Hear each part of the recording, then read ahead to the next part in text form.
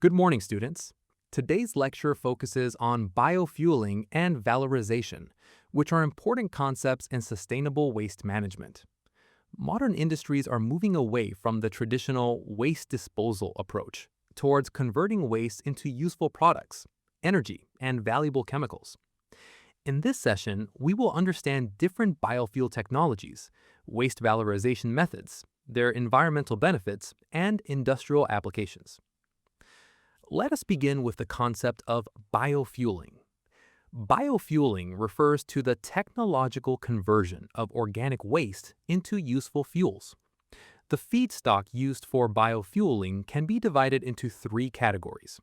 First, organic waste, such as food scraps and yard waste, which usually contains high moisture. Second, cellulosic waste, including paper, wood, and cardboard. Third, plastic waste, which can be converted into synthetic oils. Thus, different waste streams can become valuable energy resources. One important biofuel process is biogas production. The target waste here is wet organic waste, such as food waste and market waste. Microorganisms break down biodegradable material under oxygen-free conditions. This process is called anaerobic digestion. The primary output is biogas, which contains approximately 55 to 70% methane. Another important output is digestate, which acts as a nutrient-rich biofertilizer. The process is especially useful for decentralized community waste management. Another important technology is syngas production. The target material here is mixed dry municipal solid waste and biomass. The process involves heating waste in a controlled low-oxygen environment between 700 degrees Celsius and 1000 degrees Celsius. The flowchart shown here includes feedstock preparation, heating, partial oxidation, gasification, and cleaning. The main output is syngas, which contains hydrogen and carbon monoxide. Syngas can be burned for electricity or chemically converted into liquid fuels, such as methanol and ethanol. Let us move to bio-oil production through pyrolysis. This process mainly uses plastics, rubber, and woody biomass. Pyrolysis means thermal decomposition in a completely oxygen-free atmosphere. The process steps shown here are drying and grinding, fast pyrolysis, vapor condensation, collection, and char separation. The primary output is bio-oil, which is a high-energy liquid fuel. Secondary products include biochar and pyrolytic gas. An important advantage is that liquid fuel is easier to transport than gaseous fuel. Another important technology is refuse-derived fuel, commonly called RDF. The idea here is converting waste into coal-like pellets. The process includes mechanical separation to remove metals and glass, size reduction, dehydration, densification, and finally, quality testing. The produced RDF pellets are used in cement kilns and industrial boilers as substitutes for coal. This helps reduce the carbon footprint of heavy industries. Biofueling technologies provide major environmental benefits. First, methane mitigation.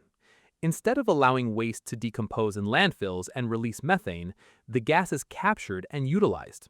Second, space optimization. Waste volume can be reduced by up to 90%, extending landfill life. Third, carbon neutrality. Biogenic waste recycles existing atmospheric carbon rather than introducing new fossil carbon. Thus, waste-to-energy systems support sustainable environmental management. However, waste-to-biofuel projects also face several challenges. Waste segregation is a major issue. Contaminants such as glass and metals damage equipment and reduce fuel quality. Another challenge is high capital cost, especially for gasification and pyrolysis plants. Technical complexity is also important because waste composition changes daily in moisture and composition. Therefore, consistent process control becomes difficult. Let us now understand waste valorization. Waste valorization means converting waste into high-value products or energy. This concept represents a shift from the linear economy, which follows take, make, dispose, to the circular economy, which follows recover, regenerate. The main goal is extracting maximum value from discarded materials. Valorization can be divided into three major categories. First, material valorization, where raw materials such as fibers or minerals are recovered from waste. Second, chemical valorization, where polymers are broken down into chemicals or monomers. An example shown here is limonene extraction from orange peels. Third, energy valorization, where organic waste is converted into fuels such as biogas or syngas. Organic waste can also be transformed into valuable bioproducts. Composting and vermicomposting convert food waste into nutrient-rich soil conditioners. Agricultural residues, such as bagasse and corn husk, can be converted into bioplastics. Fruit and vegetable waste can provide antioxidants, pigments, and enzymes. Plastic waste can undergo depolymerization to produce virgin-quality plastics again. Thus, waste becomes a source of high-value products. Let us examine the vermicomposting process. The first stage is feedstock selection and pretreatment. Nitrogen-rich greens are mixed with carbon-rich browns. The waste is partially decomposed for 10 to 15 days. The second stage is bedding preparation. Materials such as coconut coir or decomposed cow dung are used as the base. Moisture is maintained between 60 and 70%, and temperature between 20 and 30 degrees Celsius. The third stage is worm inoculation. Species such as Eisenia fida, commonly called red wigglers, are introduced. These worms rapidly consume organic waste. The decomposition phase continues for approximately 60 to 90 days. Worms interact with microorganisms to fragment waste and increase surface area. Periodic aeration prevents anaerobic conditions. During harvesting, watering is stopped for 2 to 3 days so worms move downward. The material is then screened through mesh sieves. The final products are vermicast, which is a nutrient-rich fertilizer, and vermiwash, a liquid biopesticide and growth promoter. Let us move to bioplastic production. The first stage is feedstock preparation. Mechanical sorting removes contaminants and size reduction increases surface area. The second stage is hydrolysis or saccharification. Complex fibers such as cellulose and starch are broken into fermentable sugars. Enzymes like cellulases or mild acid treatments are used. The third stage is sterilization, which prevents contamination during fermentation. The next stage is microbial fermentation. Specialized bacteria, such as Cupriavitis nectar, consume sugar-rich hydrolysate.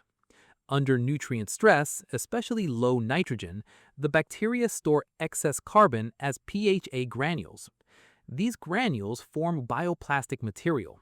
The cells are then disrupted, and the polymer is extracted and purified.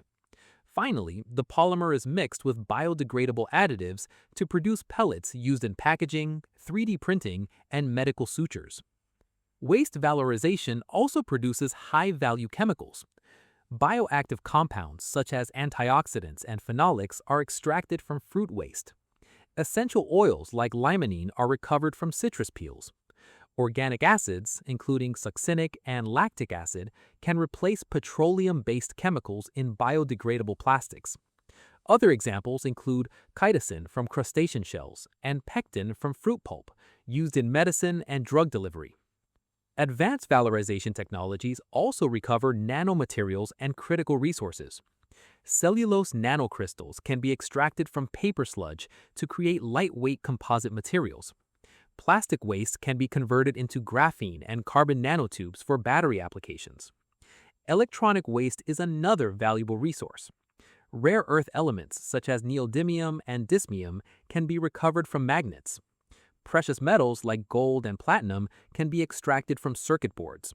This represents a shift from low-value bulk recovery to high-value precision extraction. The economic drivers behind valorization are significant.